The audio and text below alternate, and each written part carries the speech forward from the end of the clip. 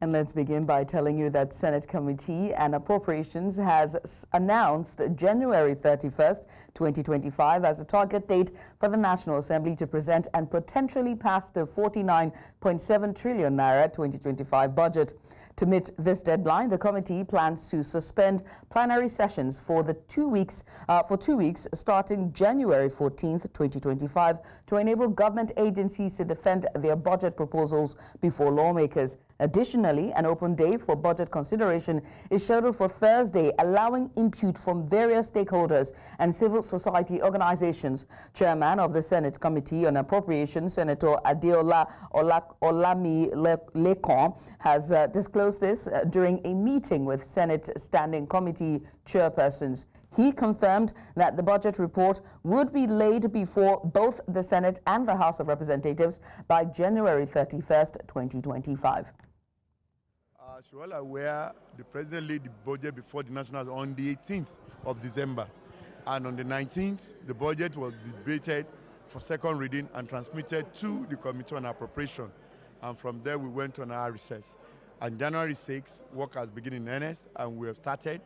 And my colleagues and I, we have agreed on the modus operandi and the workability for us to achieve the set target and goals as far as passing the budget into law by the end of January, how practicable and how workable it can be. Yes, as proposed in the timetable, we recommended that there should be a joint sitting as to assist us so that we can we can get the job done in a record time. So we are recommending a joint sitting of both Senate Committee and the House as far as attending to the various ministries and departments of agencies of government. Meanwhile, the Lagos State House of Assembly has approved a total budget of 3.37 trillion naira for 2025.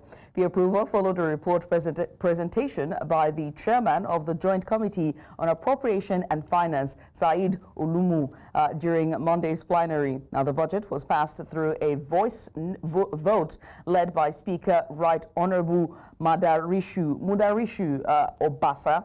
Now, the budget allocates 1.3 trillion naira for recurrent expenditure and 2.07 trillion naira for capital projects covering the fiscal year ending December 31st, 2025. Speaker Obasa directed the clerk, Barrister Olalekan Onafuku, to forward the bill to Governor Babajide Sanwo-Olu for assent. He also commended lawmakers for their diligence in ensuring the budget's passage.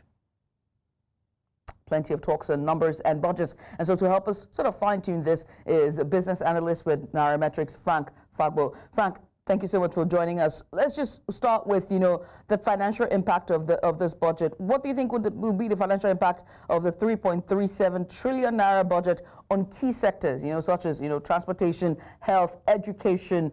And I want to add housing into this as well. How do these allocations compare with previous budgets in terms of growth or contraction? Okay, so basically, I love the fact that this budget has a lot doing with, if you look at the recurrent expenditure compared to the capital expenditure, you will see that the capital expenditure exceeds that of the recurrent expenditure, and that gives you an insight as to how great the budget is. And more often than not, I just love to draw comparison. If you look at the budget in other massive and populous cities in Africa, you see that Lagos, it's a bit average, because if you look at Johannesburg, just a neighboring country in the southern part of Africa, their budget, if you compare it to the Nigerian naira, it's nothing less than 6 trillion naira. But Lagos is still hovering around the 3.3 trillion naira. I think it's a great one. And the fact that they're putting into consideration the 4 trillion, they're putting into consideration the transport sector is a massive sector that needs a lot of investment, knowing fully well that Lagos is a densely populated state. And for states that are with massive population like that, you need a very, very good transport system. And I see Lagos State trying to invest heavily in transportation, healthcare, and education. Those three cardinal parts of the economy is very, very fundamental and crucial for an economy like that of Lagos. So I think it's a great one if you ask me. But my concerns has a lot doing. My concerns has a lot doing with what is happening with the budget deficits. 400 billion naira as regards budget deficit. Remember that federal allocation is going to take around. We're going to be getting nothing less than 600 billion from federal allocation. But if you just suppose that with our deficit, meaning that Lagos has a lot of budget financing to do, and where are they going to get that deficit from? Are they going to accrue more loans? Because if you look at from the Lagos State Debt Management Office, look at the loan that Lagos State have accrued over the years, and how much of that budget is being used to service our loans. I think those are the major aspects that we need to really focus on as a state. And knowing fully well that Lagos State, there's some level of secrecy as regards. I don't want to use the word secrecy, but it's a bit opaque as regards the transparency. Financial transparency. Can you hear me? I say yes, regarding financial transparency, which takes us to our next conversation, really, because Lagos, like you rightfully said, is not just, very strategically put as, somewhat of a, it is the commercial capital, I dare say, for West Africa, right? And so it begs to ask the question about, the internally generated revenue over the next fiscal year that is being expected as trends, in this budget. Given the 3.37 trillion naira budget, what are the expected trends in Lagos State's internally generated revenue, and that's the IGR, over the next fiscal year? And how realistic are these projections based on historical data? Okay, so Lagos State said they're going to generate nothing less than 2 trillion, up not the 2 trillion mark based on that 2025 budget. And you sure know that Lagos State is the financial, I would love to put it, the commercial capital of the country, is the financial capital of the country.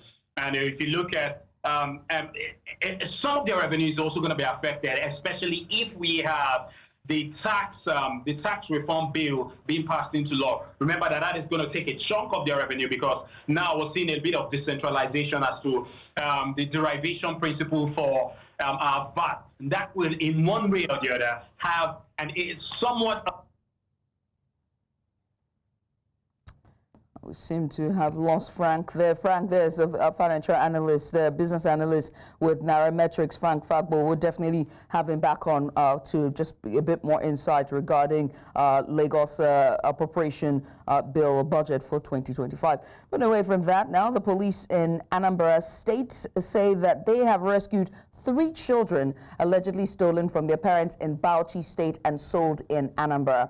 Commissioner of Police CP Nage Itam made the revelation at a press briefing with journalists. He noted that 4 suspects, including an illegal foster mother, whom he said confessed to the crime, have been arrested. Now, the police are seeking the assistance of the public to identify the rescued children and reunite them with their parents. Itam added that more than 300 suspects involved in various crimes have also been arrested. According to him, arms and ammunition, including 43 unexploded improvised devices, more than 100 brands of arms, and nearly 3,000 ammunition of various types were also recovered. One of the things we want to highlight very strongly is a pattern of child theft, child stealing, and the trafficking in children. It's actually very worrisome. But by the painstaking investigations of our state criminal department, we were able to recover 4 children that were stolen from Bauchi State, and all of them were recovered, and the suspects will be prosecuted.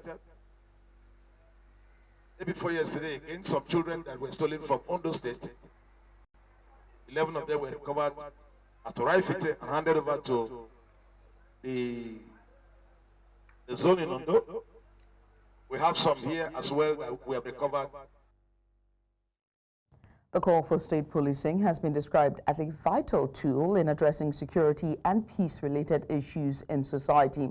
At a press briefing convened by the Plateau Peace Practitioners Network in collaboration with the Mara Malam Peace Foundation, the need for state policing was highlighted to create a more secure environment for citizens. News Central's Chizoba Anyowe reports. Security across many parts of Nigeria including Plateau State, prompted this briefing. The peace practitioners gathered here are seeking a way forward, brainstorming solutions to the security challenges. While commending the efforts of security agencies in the state, they said the establishment of state policing would provide significant value. By United Nations Charter, you are expected to have 2% of your police force as compared to your population. We have 0.005%, with just 360 or thereabout police, 360,000 policemen to 200 million people, considering our land mass, and that same police force doing 50% VIP work.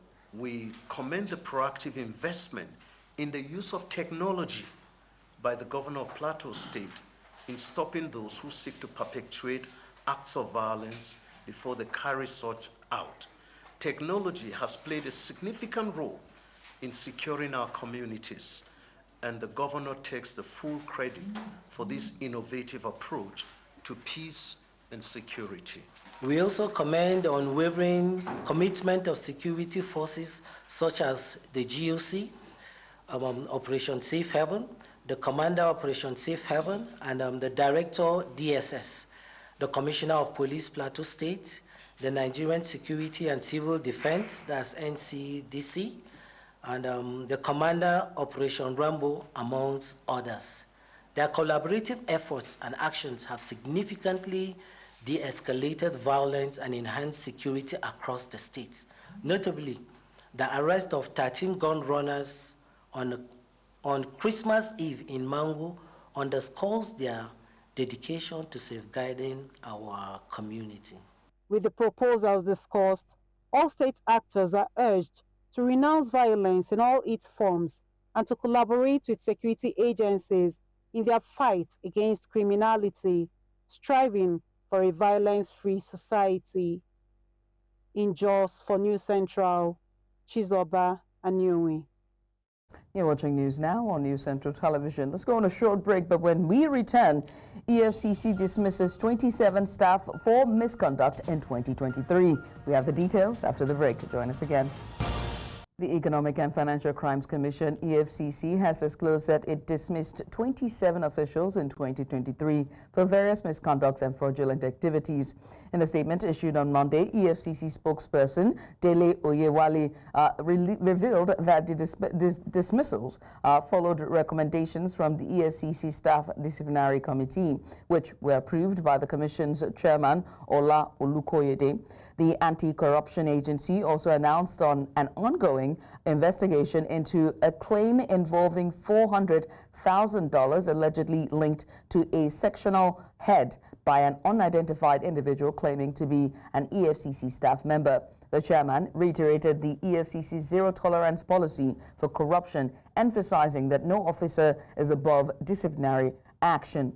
He assured the public of the Commission's commitment to investigating all allegations involving its staff. The EFCC further cautioned the public against impersonators and blackmailers who exploit the name of the chairman to extort money from high-profile suspects under investigation. Telecommunications companies in Nigeria, West Africa, are advocating for a 100% increase in tariffs to address escalating operational costs driven by factors such as double-digit inflation, the removal of energy subsidies, and the devaluation of the naira, Nigeria's currency. Industry leaders argue that telecommunication services in Nigeria have long been overdue for a tariff review, and they believe a 100% increase would enable telecom companies to maintain and improve their infrastructure, ensuring sustainability and the delivery of high-quality services. News Center Sagir Ibrahim was on the streets of Lagos to gauge the opinions of Nigerians on the matter, and here's his report. Take a look.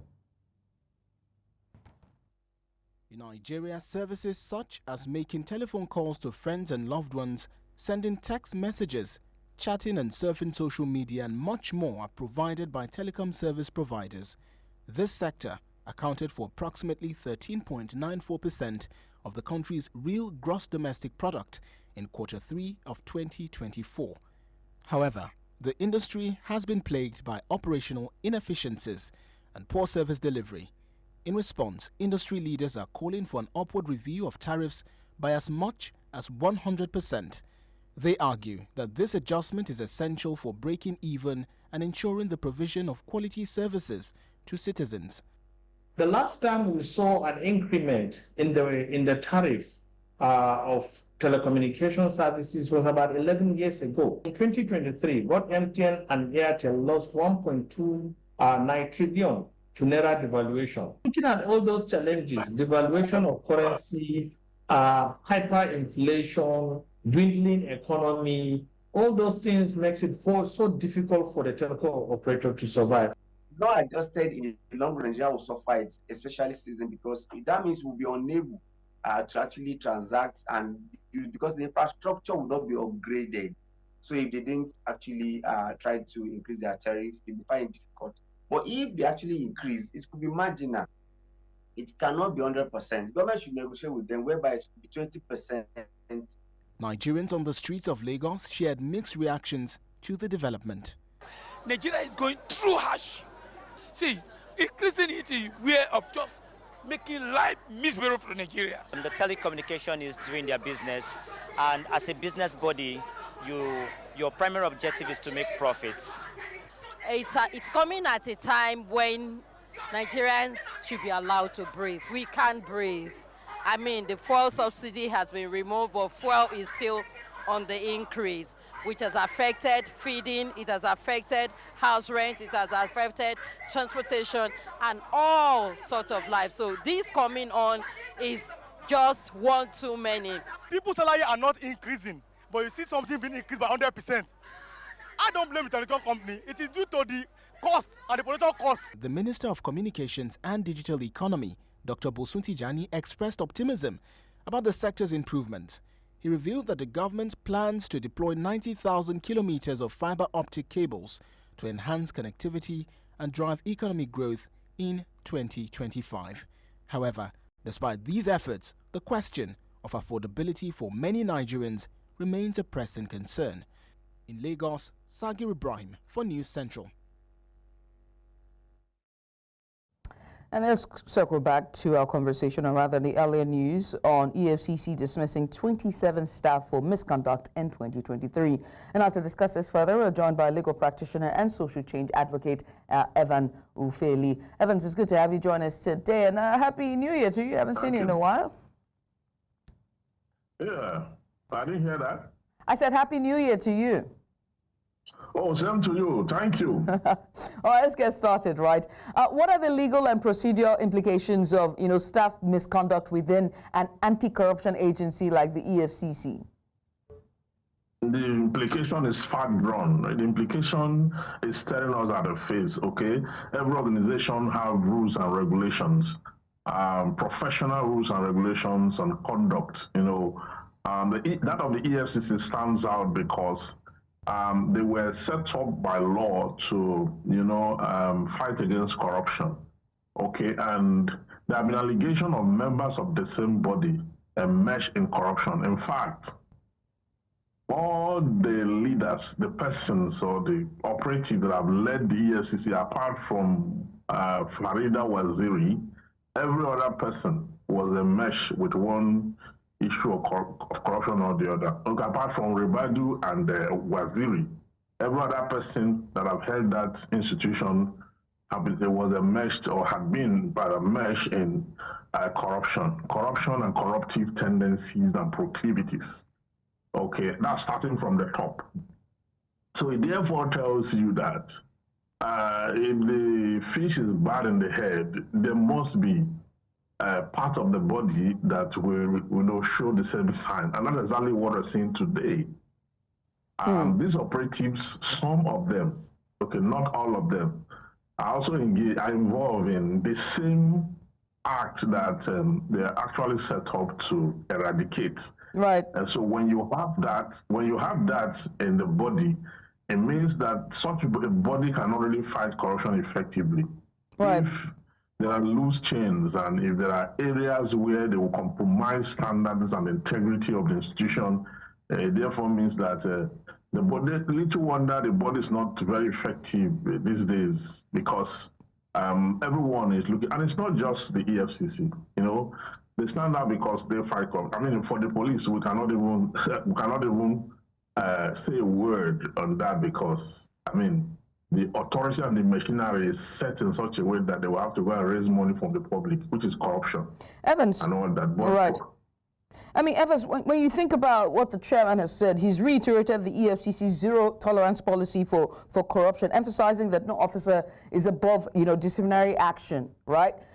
And one has to ask about the impact, that this dismissal of his employee for misconduct would have on the public perception of the EFCC's effectiveness. You know what I mean? Because the EFCC, especially in the last year, 2025, have been on the spotlight. From its leader to the debacle with the ex-governor of Kogi State, and also when all the other state governments came together to put a suit against them, saying that it was an illegal entity. So much has happened. What would this mean for the public perception and the entirety of this agency? Well, the public perception has really gone down very, very, because, when they first started in 2003, they had this, this clout, this, very strong sense of purpose when they first started, and you could see that in the operations at that time, the way they went about the issues, the operations and all that, they were pretty doing very well. But like everything in Nigeria, before you know it, I mean, they became what they are today. So the public perception is, the last year only, we had a lot of cases. Do you know, some time ago, there was one of the operatives killed another because of issues of sharing proceeds of crime. And we saw that, and it was alarming. I mean, from there, you have had issues consistent up until when they were taken to court for the purposes of their legality or otherwise, and so many things that follow. The conduct of its members, I see, is something that must be reviewed. The sanction that the chairman is talking about is important. That is what a leader should do, to take the bar high and create a standard that is formidable and entrenching, so that they are able to use that to tame the bad eggs among them. And they should also look at recruitment. I don't think they are giving thought to recruitment. I mean, if they are giving it serious thought, many persons who are operatives will not be in there, because if you are going to be a security officer, they must look into your past. They must look into your present, okay, and then and look into the things you have a tendency of have susceptible, in the long run. So they have to work. The EFCC is not in a good place as we speak. So the chairman will have to do a lot, because it's not now just to reform society. Right. It's to now reform from inside out, to reform the institution that is going out or making an attempt to reform society. That is very critical. And they must do that, they must do that with urgency, because the crime net is growing by the day, So if the crime net outgrows them, they will not be able to catch up in both ends, to clean the criminality within and to go out to do the one without. So that will be devastating for the institution if they do not get their ass together as we speak. And lastly, right, one has to just even talk about, our standing when it comes to corruption. We just saw President Tinubu being a finalist on the list of most corrupt person of the year for this OCCRP, right? And now with, EFCC coming out with dismissing 27, I mean, what does this mean, for the organization's mission to combat corruption in Nigeria in its entirety? Very quickly, because we're out of time. What it means is that we're not doing well security-wise, and we're not doing well as people who should show integrity. And our institutions, are pretty very loose to this same problem of society. I mean, there should come a time where we'll have an institution, a set of persons, a sect or a clan that will so, purge themselves of iniquity, that they will stand for what is right, so that they can drag the other, overwhelming majority into that net, so that we can find safety and find a country that will have an image in the international community. Okay,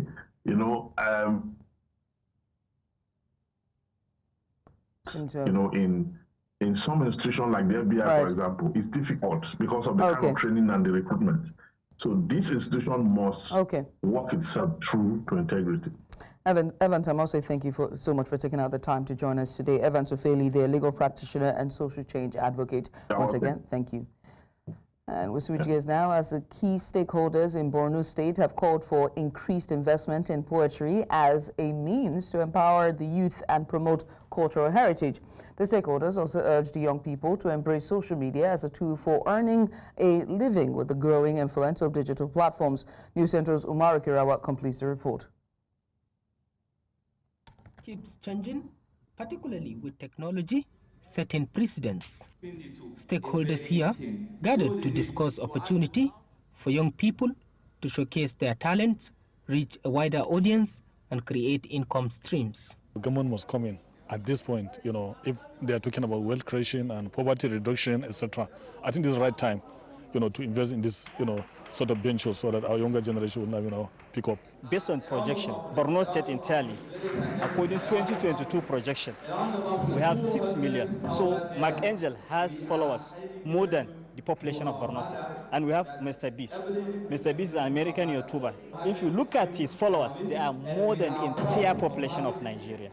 So looking at all these things, social media brought a lot of opportunity. If only we can harness it, we can use it.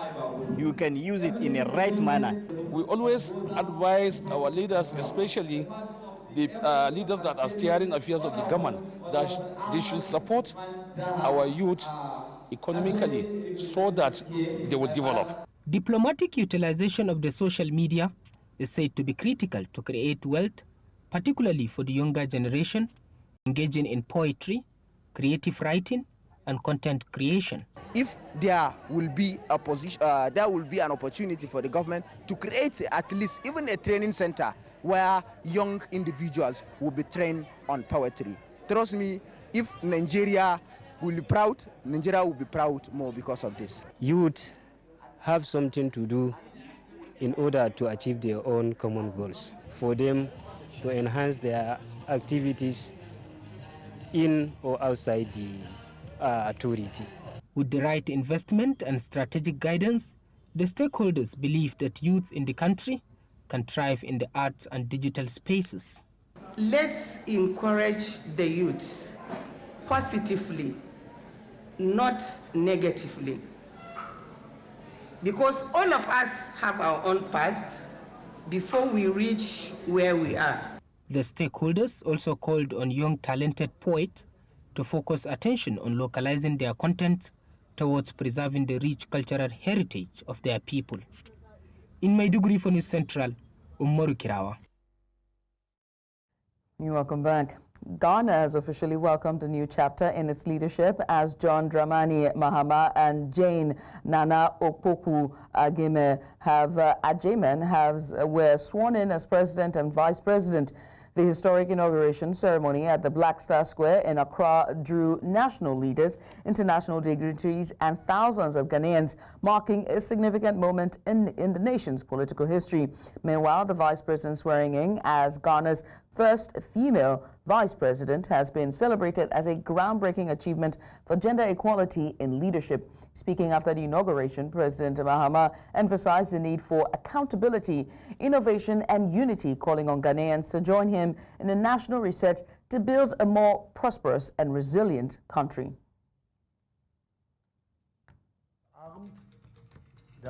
Today should mark the beginning of a new opportunity, an opportunity for us to make a difference in our governance and our economic management. We shall reset our dear nation, Ghana. To the millions of my fellow countrymen and women who joined long queues and waited in the sun for their turn to vote for me, you have my sincerest thanks for honoring me.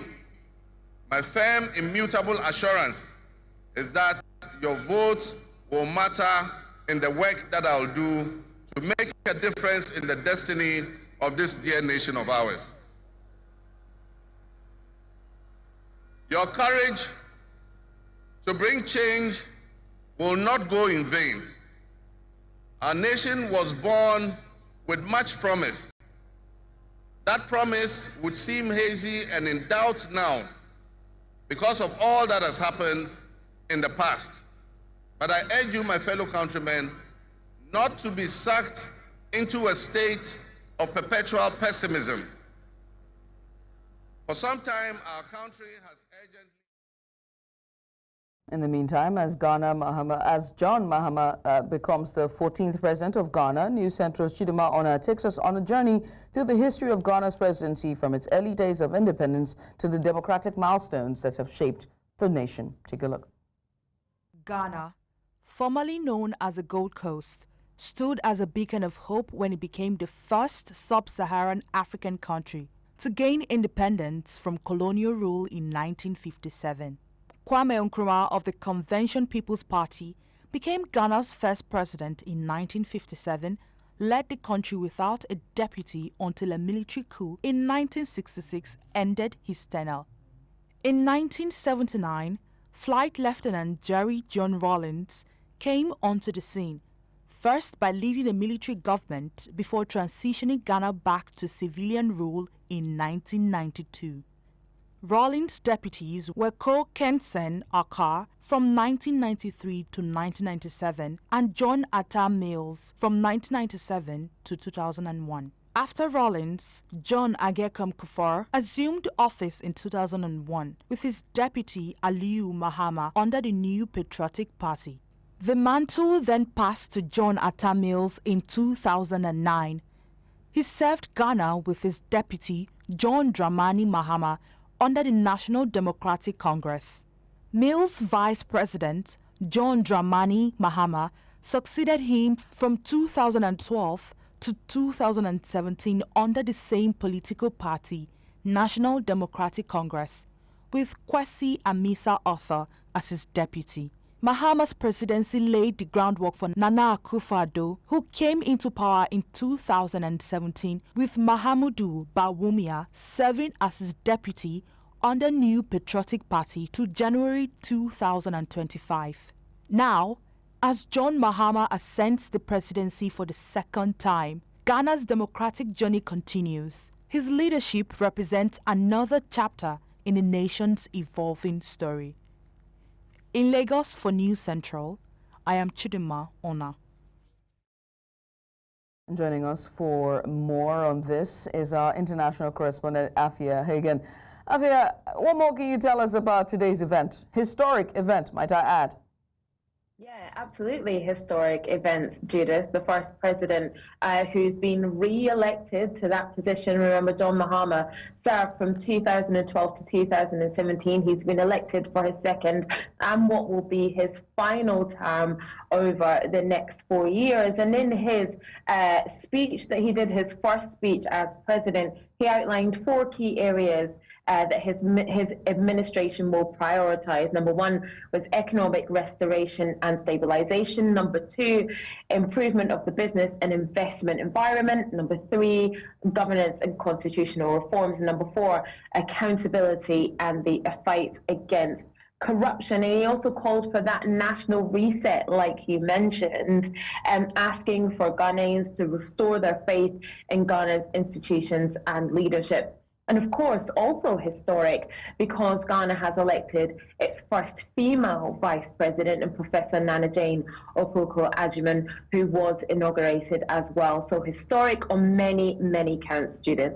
And one of the things to take away from the speech for me was when he also pointed towards climate change as well. He talked about the climate, talking about the melting caps, and and also the population, and how more intention need to be made regarding Africa and Ghana as well, being on the forefront of that discussion to start to tackle climate change. What's your take on that, in just him putting that in his speech there, setting the course for the next 4 years for Ghana? Yeah, absolutely. That struck me as well, Judith, to hear John Mahama talking about climate change and the effects of the melting polar ice caps that could, number one, of course, cause huge flooding, but number two, unleash viruses and diseases that could have been in those polar ice caps for millions of years, which would present a health challenge as well. I think it's really important and really pertinent that you see a leader and a new leader talking about climate change and putting it front and center of its nation's future. We know that climate change affects countries in the global south way more than it does countries in the global north, but countries in the global north are the countries that have the hugest impact on climate change, emit most of the CO2, are causing most of the damage to the environment. So it's really, really important that countries like Ghana and all across Africa take climate change very, very seriously, and the effect that it is having on the country and how that's going to shape its future investments, its future infrastructure. I thought it was really interesting and really pertinent to see him put that front and center in his inauguration speech. And I mean, it's a new dawn for Ghana, a new chapter for Ghana as well, and we wait to see what the next 4 years will be. Afia, many thanks for doing this with us. Afia Hagen, our international correspondent, a bit of insight there on the inauguration ceremony for Ghana.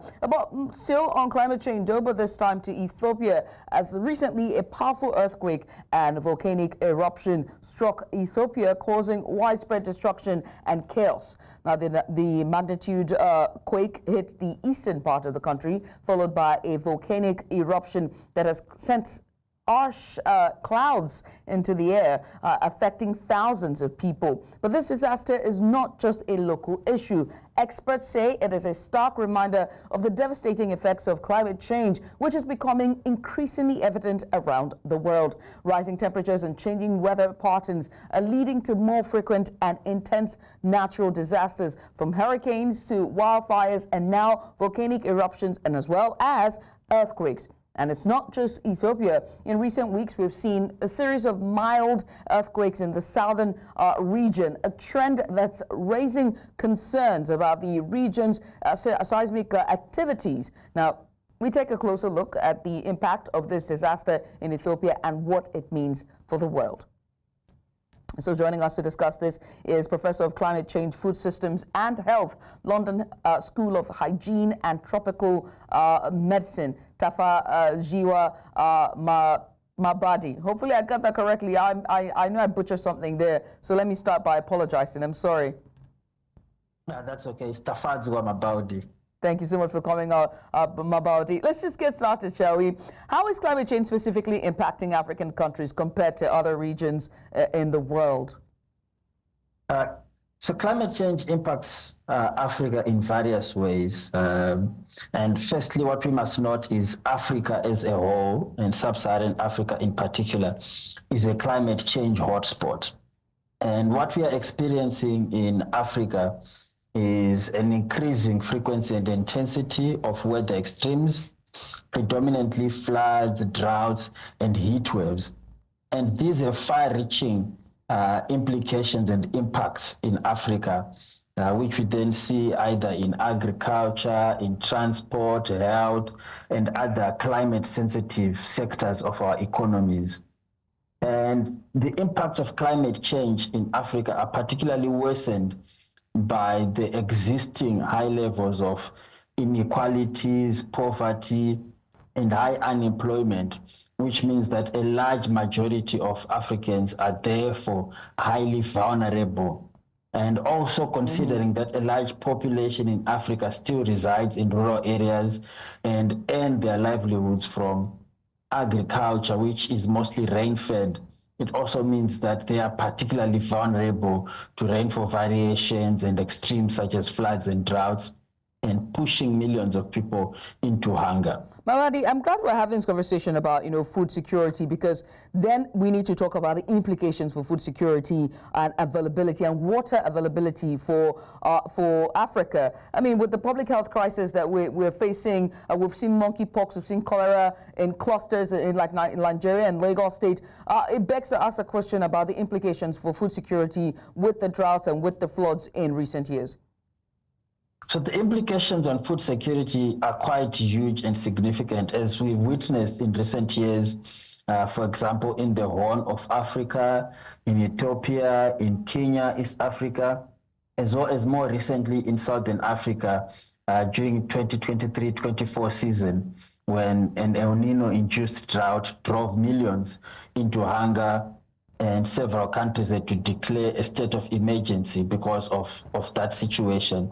We've also seen floods decimating crops, throughout in North Africa, East and Southern Africa, again with the same effect.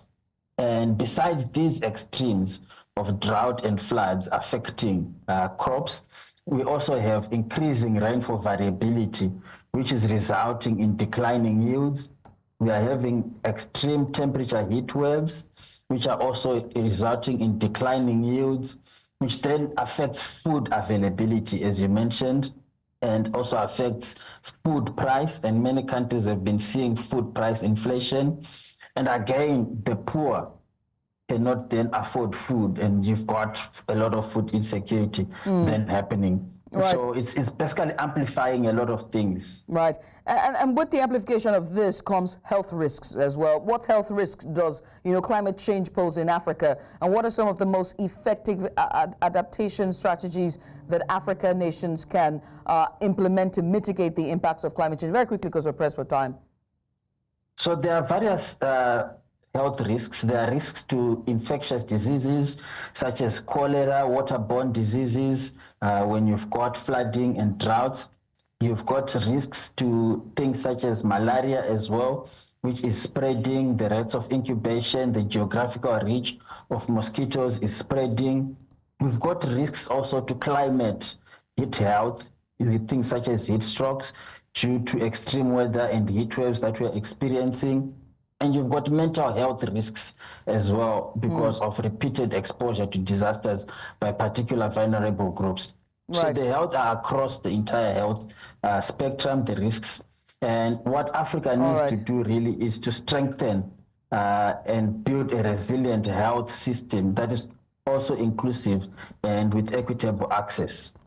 All right. Well, I must say thank you so much for taking out the time today just to give us a bit of insight. We appreciate you for doing this with us, Mahama. He is the Professor of Climate Change, Food Systems and Health, London School of Hygiene and Tropical Medicine. We're going on a short break. When we return, we bring you the 2025 Economic Outlook, Achieving Economic Prosperity in Nigeria. What would that look like? We have it after the break. Join us again.